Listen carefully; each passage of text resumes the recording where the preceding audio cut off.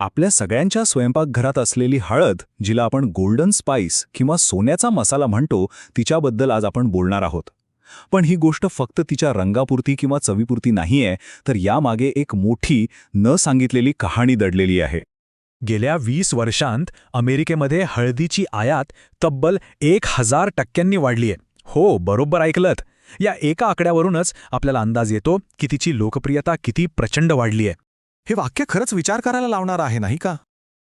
म्हणजे आपण सहज उचलतो ती हळदीची पिशवी, पण तिच्या मागे एक किती मोठी गुंतागुंतीची आणि आपल्यापासून लपलेली सप्लाय चेन आहे, हे यातून समोर येतं. चला तर मग या प्रश्नाचं उत्तर शोधूया आणि हळदीच्या या प्रवासाला जरा जवळून समजून घेऊया. आणि इथेच सगळ्यात मोठा विरोधाभास सुरू होतो. बघा, एका बाजूला पाश्चिमात्य देशांमध्ये हळदीची मागणी आभाळाला भिडली आहे, पण दुसरीकडे जे शेतकरी ही हळद पिकवतात ते मात्र आजही संघर्षच करत आहेत.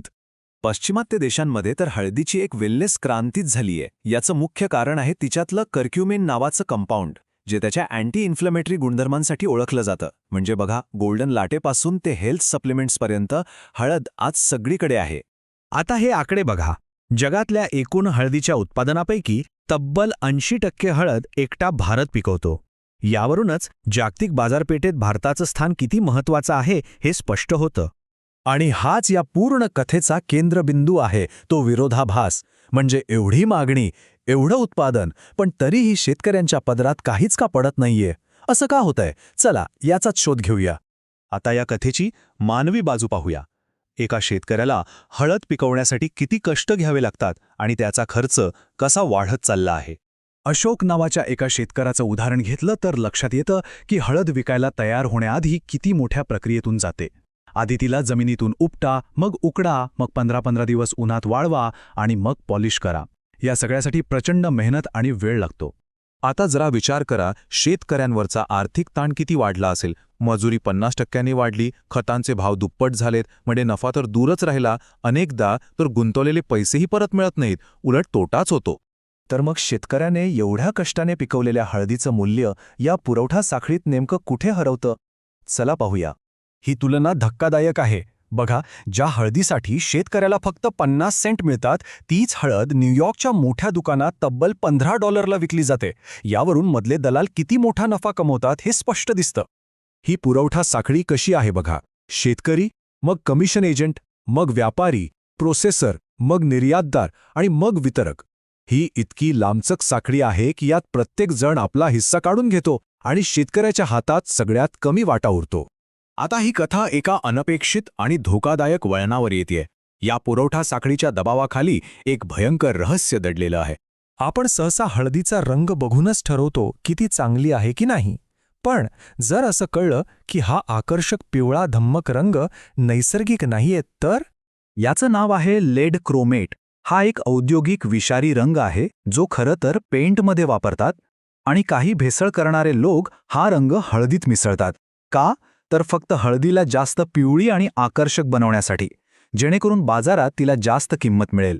तज्ज्ञांच्या मते हे करणाऱ्या लोकांना अनेकदा हे किती धोकादायक आहे याची कल्पनाही नसते. बाजारात चांगल्या रंगाच्या हळदीला जास्त मागणी असते आणि याच दबावामुळे असे धोकादायक प्रकार घडतात.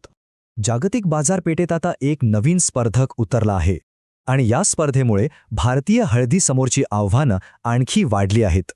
आता बघा, एकीकडे आहे टीम इंडिया आणि दुसरीकडे टीम फिजी. भारतीय हळद शेतात पिकते, तिच्यात कर्क्युमिन कमी असतं आणि तिची प्रक्रियाही गुंतागुंतीची आहे. याउलट फिजीची हळद जंगलात नैसर्गिकरित्या वाढते, तिच्यात कर्क्युमिन जास्त असतं आणि प्रक्रियाही अगदी सोपी असते. आणि याचा थेट परिणाम बाजारपेठेवर दिसतोय. गेल्या काही वर्षात अमेरिकेच्या आयातीत भारताचा वाटा 8%नी कमी झालाय, तर फिजीचा वाटा 4%वरून थेट 25%पर्यंत पोचलाय.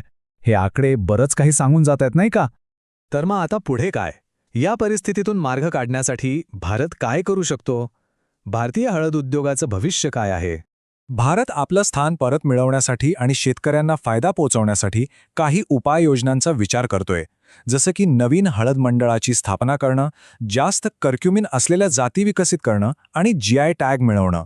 GI टॅग म्हणजे त्या भागाच्या हळदीला एक विशेष ओळख आणि हमी मिळते, ज्यामुळे तिला बाजारात चांगली किंमत मिळू शकते. पण हे सगळं करणं अजिबात सोपं नाही. एका तज्ज्ञाने म्हटल्याप्रमाणे ही इतकी गुंतागुंतीची व्यवस्था कशी सुधारायची हा एक $1,000,000 प्रश्न आहे, ज्याचं उत्तर खरंच कोणाकडे नाही. आणि शेवटी हाच प्रश्न उरतो, ज्या हळदीने हजारो वर्षांपासून आपलं आरोग्य जपलं, तीच हळद आपल्या शेतकऱ्यांचं भविष्य सुरक्षित करू शकेल का? या जागतिक पुरवठा साखळीत अडकलेल्या माणसांच्या आयुष्याचं काय होणार, हा एक गंभीर आणि विचार करायला लावणारा प्रश्न आहे.